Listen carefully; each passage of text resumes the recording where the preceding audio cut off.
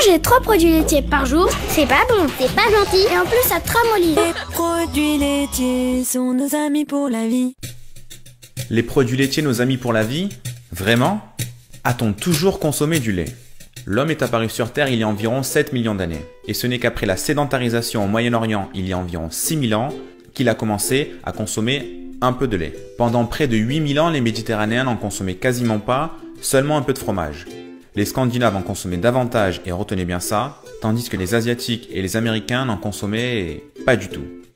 Zéro. Nib. Walou quoi. Ce n'est qu'à la fin du 19e siècle et l'invention de la pasteurisation puis de la réfrigération au 20e siècle que la consommation de lait s'est développée. D'abord aux États-Unis, puis en Europe après la Seconde Guerre mondiale, période de malnutrition. Le président Pierre Mendès France, qui était un américanophile, a décidé de calquer le mode de consommation sur celui des Américains. Donc si je résume, les Français ont suivi les conseils nutritionnels des Américains. Faites comme si c'était normal.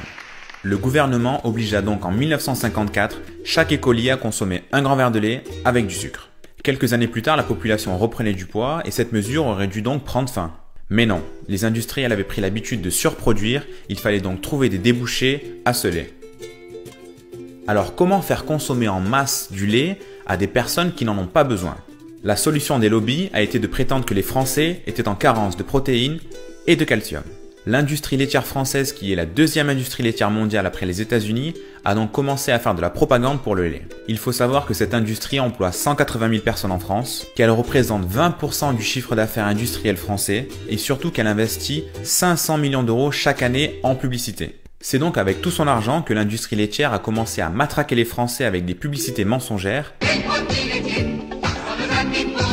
et s'est rapproché des personnes qui font les recommandations nutritionnelles en France. Regardez par exemple le PNNS, le Programme Nutrition Santé. C'est lui qui fait les recommandations de manger 5 fruits et légumes par jour, à volonté de céréales et de consommer au moins 3 produits laitiers.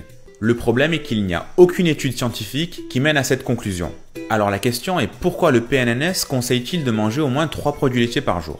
Serait-ce parce que le directeur du PNNS collaborait avec Candia? Ou que d'autres membres du PNNS travaillaient avec l'industrie laitière? Difficile à dire. Regardons les faits.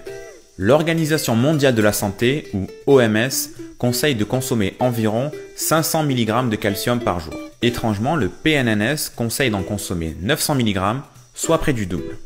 Bizarre. Les Français auraient-ils plus de carence en calcium que le reste du monde? Non, sauf qu'à minoritaire, les Français n'ont pas de carence en calcium. Alors il y a certes du calcium dans le lait, mais il y en a littéralement partout, comme dans les épinards, les brocolis ou encore l'eau minérale. En fait, avec des eaux minérales calciques, on peut couvrir la totalité de nos apports journaliers. Autre mensonge, l'ostéoporose. Le lait aide-t-il contre l'ostéoporose? L'industrie laitière a fait croire que le lait aidait à renforcer le capital osseux pour lutter contre les fractures et l'ostéoporose. Or, les pays qui consomment le plus de lait, comme les pays scandinaves, le Canada ou encore les États-Unis, sont les pays qui ont le plus d'ostéoporose, caractérisée par les fractures du bassin. Alors, est-ce dû au fait que ces pays qui sont au nord sont moins exposés au soleil et produisent donc naturellement moins de vitamine D qui aide à fixer le calcium sur les os? Ben non, car le taux de fracture et d'ostéoporose est aussi élevé en Australie, qui a les mêmes habitudes alimentaires que les pays précédemment cités. Si le lait aidait l'adulte à lutter contre l'ostéoporose, on aurait constaté une baisse de ses effets depuis la consommation de masse.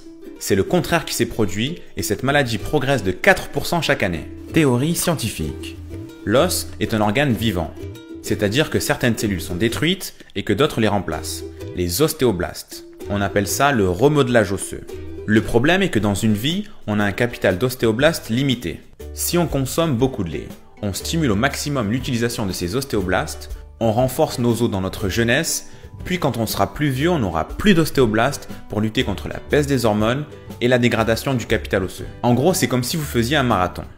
Si vous partez en sprint, vous serez certes en avance au début, mais vous ne pourrez jamais finir. Et bien là, c'est pareil. Si vous consommez beaucoup de lait, vous avez des gros os à 20 ans, puis des problèmes à 50 ou 60. Alors oui, le lait aide l'enfant à grandir. C'est pour ça que les enfants consomment du lait maternel jusqu'à 3 à 4 ans. C'est sa fonction première. Mais avez-vous déjà vu un lion adulte consommer du lait? Ou même pire, avez-vous déjà vu un lion adulte consommer le lait d'un gnou, d'un zèbre ou d'un éléphant? Eh bien, c'est ce que nous faisons. Nous consommons, étant adultes, le lait d'une autre espèce. Si on ajoute à cela le fait que 75% de la population est intolérante au lactose, que le lait est un facteur aggravant dans les maladies telles que l'ostéoporose ou encore certains cancers, que les vaches sont maltraitées et que l'impact écologique est très négatif, on se rend compte qu'il y a beaucoup de problèmes liés au lait. Alors bien sûr, changer totalement son alimentation peut paraître compliqué, mais pour le bien-être animal, l'environnement, vos os, votre santé et donc vous-même, il serait mieux de limiter les produits laitiers au maximum.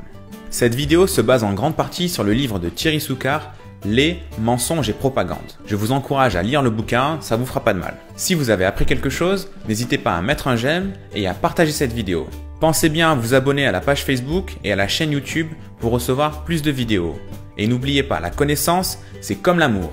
Elle grandit quand on la partage.